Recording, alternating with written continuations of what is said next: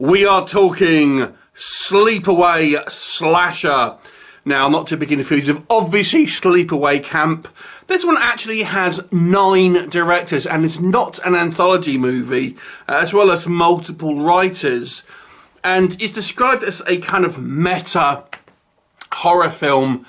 So the story is we have a group of essentially filmmakers are going to this kind of out of the way festival for this particular filmmaker, you know, a cult filmmaker that died in mysterious circumstances. And they are at the kind of the sets of his last film, or the location of his last film, where also the lead actress was killed in a, you know, quote unquote accident on set.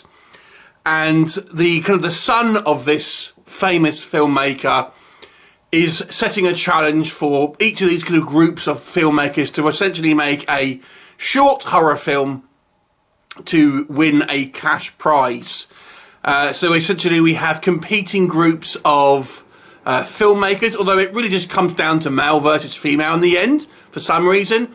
But yeah, they are competing to make different sort of movies to get the prize. However, there seems to be some type of supernatural events happening in this kind of location, and maybe even some more corporeal stuff as well.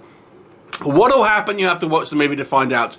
So let's talk about what works first of all. So I do think this movie does have somewhat of a kind of a knowing passion for obviously kind of the horror genre. It is clear to see, and I think the filmmakers have got into this film with the kind of the best of intentions to try and make, you know, a meta kind of in-jokey kind of movie, despite the fact that it is kind of played seriously. It's not really a campy film in any way.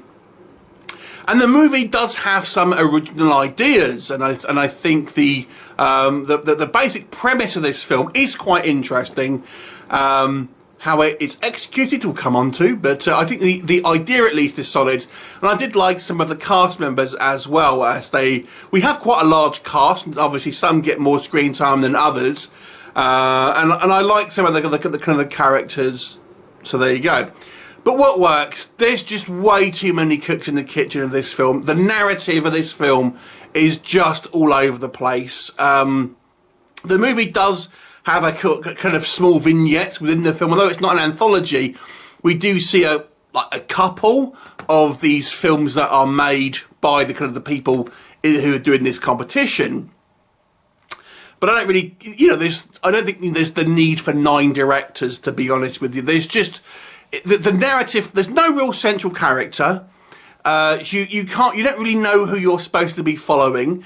It ends up becoming a kind of male versus female battle of wills at the end, but it never really comments on that really. It just that's the way it is. But it's just kind of people just seem to end up being somewhat tribalistic, shall we say, for no real apparent reason. People end up doing some heinous acts, shall we say, for no discernible reason. It's just not built up enough, unfortunately. There is a supernatural element involved here, but it's executed quite poorly and given no real payoff with it. It's just a mess of a movie with far too many people wanting a piece of the pie, I think.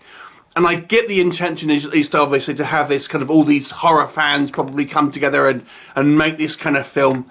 But it just narratively is a complete mess of a film. It becomes quite dull. There's too many characters. You never really feel you get to know anyone because it just keeps flitting between the characters. And the characters that we do see seem to be somewhat one note and sometimes caricatures. And then sometimes they, you know, I think someone's acting maybe a little bit shady, but we don't really know why. Unfortunately, ironically, this is poor storytelling. This is a movie about the film industry and about storytelling, but in its own, the narrative flow is just all over the place.